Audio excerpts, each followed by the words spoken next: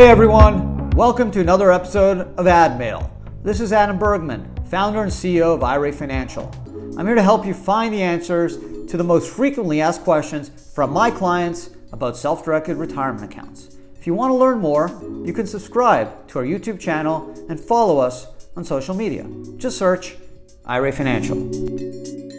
Hey everyone, and welcome to another episode of ADMAIL. I'm Adam Bergman, tax attorney and founder of IRA Financial. And on today's ADMAIL, I'm going to go with 3 YouTube questions. And going to tackle a wide variety of topics. We're going to do one on real estate, one on our friend Peter Thiel, and the third on non-spousal inherited IRA. So a little bit of a diversified podcast here. So let's jump right into it. I hope you enjoy it. First question. Hi, great video. I have a question. I manage an Airbnb with a friend. It's my main income. Would opening a solo 401k be better for me? Well, definitely a great question. The key is going to be, does your Airbnb business rise to the level of a business? Are you treating it as business income under Schedule C if you're a single member LLC or a partnership? As a guaranteed payment, meaning you're treating it as active business income? Or are you treating it as Schedule E passive rental real estate? And that is a very important determining factor of whether the solo 401k will make sense for you. Why? Because you can only establish and contribute to a solo 401k plan if there's business income. And Schedule E passive rental real estate is not deemed business income. That's why you don't pay Social Security, FICA on that income. So on one hand, not paying Social Security, FICA on income has its advantages, i.e. save taxes. The disadvantage is it's not treated as income that is available to be contributed to a retirement plan. So you cannot reduce or defer any of those taxes into a retirement plan because they're passive. So to answer your question, the key is going to determine how you treat the income from the Airbnb business. If it's treated as active business, then you can establish a solo 401k so long as you have no employees other than the owners or their spouses. If it is passive, Schedule E, then that's good. You're going to save Social Security and FICA taxes. You could always reclassify that as Schedule C, but you should talk potentially to a tax professional to make sure it makes sense for you, because you will incur Social Security and FICA taxes. The solo 401k is the best retirement plan for the self-employed. You can put away up to $58,000 or $64,500 if you're over 50 years old. There's an employee deferral, a profit sharing component. You can make employee contributions in pre-tax, Roth, after tax. There's a $50,000 loan feature. You can do traditional investments, but also real estate investments if you have the right plan. And you have very good asset and creditor protection as well. So it's a really very strong retirement plan for the self-employed. You just need to make sure you are eligible to set it up. Second question is relating to my favorite person at the point at this time, Peter Thiel. So thanks for sharing. I have a question. Hope to get your insights. Is Peter Thiel an insider buyer? He put PayPal startup shares in a Roth IRA. He later sold shares in a IRA when PayPal went public. He then bought Palantir startup shares through his Roth IRA. So Peter bought those shares when those companies were private companies. How can the general public buy startup shares with Roth IRAs? It seems impossible unless you're an insider and have access to those promising startups. Do you agree? Yeah, I mean, it's a very fair point. Unless you are able to get into these companies at a very early stage, you're going to be relegated to buying these companies like the general public can when they go public. I.e., if I had the chance to get into Coinbase 7-8 years ago at $1 a share, I would have. But I didn't have that opportunity, so I was forced to buy Coinbase on the IPO, and Now I'm down. Oh man, I bought it at what was it, 3 something. I'm down a lot. So yeah, I would have wished I would have been able to do it as a private business. So it's a great point. Not everyone has the ability to do so, but there's some really cool platforms out there in the marketplace where you can get access to startup private companies. If you have insiders that are willing to sell shares. I have a lot of clients that were able to buy like Robinhood from insiders, employees in a marketplace, and they did that in a Roth IRA. So ultimately when Robinhood goes public, hopefully they'll reap some rewards. Now, just to be honest, not everyone is Peter Thiel. Not everyone wins, right? He was super smart. He went to Stanford Law. He had a hedge fund. He's also super lucky. He started PayPal along with other Elon Musk and other celebrity, well-known people. He bought in when PayPal was in its infancy. He also got into Palantir in its infancy, which is now a public company worth, I don't know how many billions of dollars. He also got into Facebook when it was starting. So he did, as a hedge fund, Silicon Valley investor, he was able to tap into these companies at really early stages and did so wisely and tax efficiently in a Roth. And again, that's what the Roth allows you to do. The Roth IRA was created by Congress. I just did an ad bits about this. If you're interested to learn more on the Peter Thiel story, you can check that out. But it was created by Congress in 97, and there are no caps. So Congress clearly understood that Roth IRAs could be used by wealthy people to shelter income from tax. They could have capped it.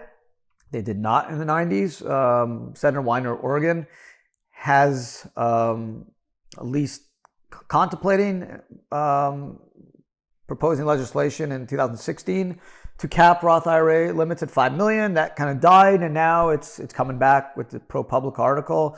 We'll see where it goes. I'm not sure what's going to happen. We'll have to keep watching, but it doesn't impact a lot of people. There's not many people that have more than a $5 million in a Roth IRA. It's just kind of a heat of the moment type story that it's easy to pick on rich people that are smart.